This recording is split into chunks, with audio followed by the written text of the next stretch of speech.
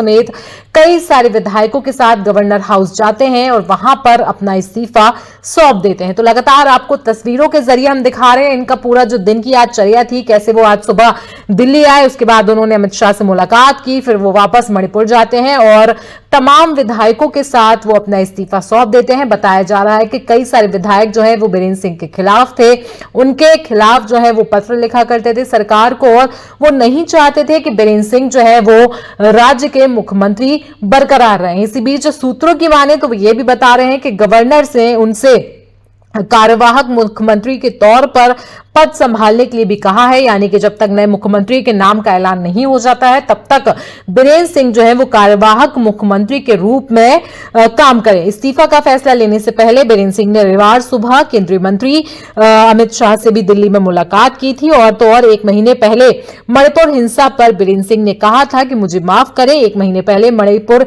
के सीएम बीरेंद्र सिंह ने राज्य में हुई हिंसा और उसमें हुई जनहानि को लेकर भी खुलकर सरेआम माफी मांगी थी।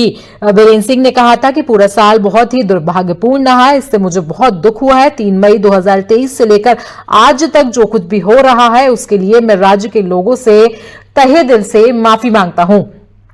तो मणिपुर में आपको बता दें कि 2 समुदायों के बीच बहुत बड़ी हिंसा, बहुत बड़ा तनाव जो है वो अभी चल रहा है और इसी बीच ये सरकार की नाकामी कहें या फिर राज्य सरकार की नाकामी कहें, जो वहां पर वो शांति स्थापित नहीं कर पा रहे हैं और कांग्रेस इस समय जो विपक्ष में खड़ी है वो लगातार इस बात का मुद्दा उठाती जा रही है कि आखिरकार मणिपुर में जो है शांति क्यों नहीं आती है, पीएम मोदी जो है वो मणिपुर क्यों नहीं जानते और इस बीच मणिपुर के सीएम का इस्तीफा वो लोग क्यों नहीं लेते। तो लगातार विपक्ष की ओर से जो दबाव सरकार के ऊपर आ रहा था उस पर कहीं ना कहीं शांति लग गई है, जिसपे सरकार ने जो फैसला लिया है कि अब वहां के मुख्यमंत्री को हटाया जाए, जिससे साफ होता है कि बीरेंद्र सिंह ने इसके बाद इस पूरे मामले के बाद उनको इस्तीफा देना पड़ा।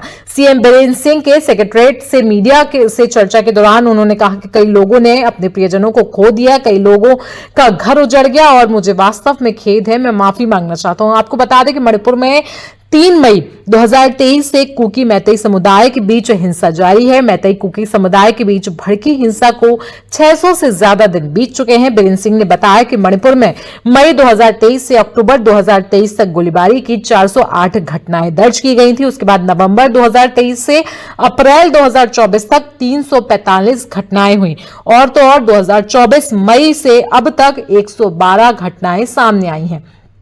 यानी कि बीरेंद्र सिंह ने जो है पूरी 2023 से जो घटनाएं अब तक हो रही हैं उस सब का ब्यौरा जो है सामने रखा है। हालांकि राज्य में पिछले महीने से शांति है, हिंसा की कोई घटना 1 महीने से नहीं आई है। छिटपुट प्रदर्शन के लिए लोग सड़कों पर नहीं उतरे हैं। सरकारी दफ्तर, रोजाना, स्कूल सारी जो है खुल रहे हैं और बच्चों की तादाद भी वहां पर बढ़ रही है। लेकिन मणिपुर में जो ये हिंसा है वो 2 मेन समुदाय जो वहां कर हैं, कुकी और मैतेई, यानी कि कुकी वर्सेस मैतेई के बीच ये पूरा मामला वहां पर गरमाता जा रहा है और करीब 600 दिन से वहां पर हिंसा भड़की हुई है, जिसकी वजह से विपक्ष जो है लगातार पीएम मोदी और बीजेपी और एनडीए के जितने घटक दल हैं उन पर हमलावर था। आपको जल्दी से बताते हैं कि आखिरकार वजह क्या है इस सब की। तो मैतेई को एसटी का दर्जा देने की मांग हो रही है और हिंसा जो है वो 3 मई 2023 से शुरुआत हुई थी। इसमें अब तक 600 दिन में 250 से ज्यादा मौतें हो चुकी हैं, 1500 लोग घायल हैं। 53% यहां पर मैतेई रहते हैं जबकि 40% हैं जो यहां पर कुकी रहते हैं। आपको बता दें कि मैतेई जो है वो ज्यादातर इम्फाल घाटी में रहते हैं, तो वहीं कुकी समुदाय जो है वो ज्यादातर पहाड़ी इलाकों में रहता है।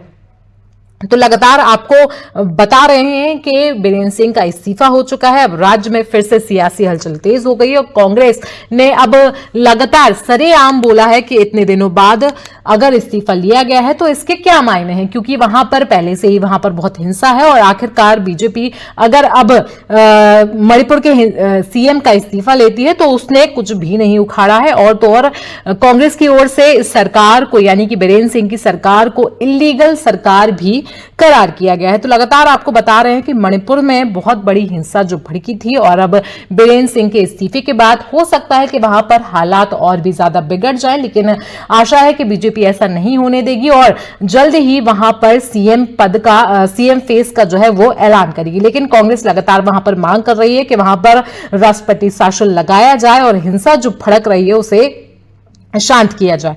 तो लगातार आपको बड़ी खबर हम तस्वीरों में दिखा रहे हैं कि कैसे आज सुबह से ही बीरेंद्र सिंह जो है उनके सियासी हलचल उनके राज्य में तेज है। वो पहले दिल्ली आते हैं, अमित शाह से मुलाकात करते हैं, उसके बाद वो वापस मणिपुर जाते हैं और फिर तमाम विधायकों के साथ जो है वो राज्यपाल हाउस जाकर अपना इस्तीफा सौंप देते हैं। इसकी वजह जो है वो आंतरिक कलह बताई जा रही है और बीरेंद्र सिंह की नाकामी भी इसमें देखी जा सकती है कि आखिरकार 600 दिन से जो हिंसा भड़की है, बीरेंद्र सिंह उसे शांत करने में कामयाब क्यों नहीं रहे। बताया जा रहा है कि विधायक जो है वो अंदर ही अंदर बीरेंद्र सिंह के खिलाफ थे और उनके खिलाफ बयान देते थे और उनके खिलाफ कई सारे केंद्र सरकार को पत्र भी लिखते थे और आला कमान से लगातार यही गुहार लगाते थे कि बीरेंद्र सिंह को हटा दिया जाए, अदरवाइज हम जो है वो पार्टी छोड़ देंगे। और तो और विपक्ष भी लगातार संसद हो या फिर कहीं भी हो, विपक्ष लगातार एक ही सवाल पूछा करता था कि आखिरकार पीएम मोदी मणिपुर क्यों नहीं जाते हैं और 600 दिन से जो हिंसा भड़क रही है वो आखिरकार शांत क्यों नहीं होती। अब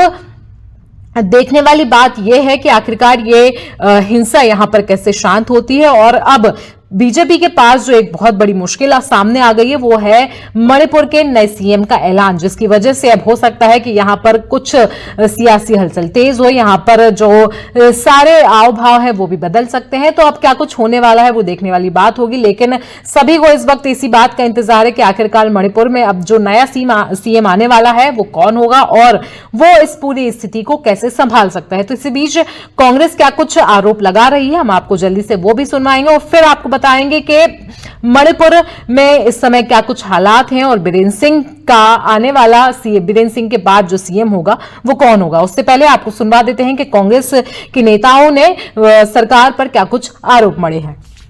इतने लोगों की हत्याओं के बाद, पूरे प्रदेश को जलाकर खाक करने के बाद, प्रदेश के अंदर दो समुदाय के बीच में इतनी गहरी खाई खोदने के बाद आज इस्तीफा दे रहे हैं। केंद्र सरकार को चाहिए कि अब सीधे दखल दे और वहाँ के हालात को सामान्य करे। वहाँ दोनों समुदाय के बीच में केंद्र सरकार को ब्रिज का काम करना चाहिए और लोगों के अंदर मोहब्बत प्यार कायम कर करके वहाँ शांति होनी चाहिए। चारों तरफ यही बात चल रही है कि इतने देर बाद, हाँ, मतलब आप इंतहा है ये, मतलब ये मैं कहूँगा जुल्म है, ये जुल्म की इंतहा है। कितने लोगों की मौत का जिम्मेदार कौन होगा? इतने लोगों की मौत हुई है वहां पर, और जो मौत हुई है वो तो हुई है, जो आपस में दो समुदाय के बीच में खाई खुद गई है, कंप्लीट डिवीजन हो गया है, वो बहुत ही दुखद है। कैसे देखते हैं? बहुत दुखद है। अब इसके ऊपर काम करना चाहिए, केंद्र सरकार को चाहिए जिम्मेदारी के साथ इसके अंदर आगे बढ़ करके वहाँ माहौल, शांति का माहौल पैदा करे, आपस में लोगों के अंदर भाईचारा और प्यार मोहब्बत कायम करे। मणिपुर में जो बीरेंद्र सिंह का इस्तीफा हुआ है वो उनकी कोई मृत आत्मा जागी नहीं है, ये बहुत सोचा समझा और मजबूरी में लिया हुआ फैसला है। मणिपुर की कल से असेंबली सेशन शुरू होने वाला था और वहां पर उनके खिलाफ अविश्वास प्रस्ताव आने वाला था जो वो शर्तिया हर कीमत पर हारते, क्योंकि उनका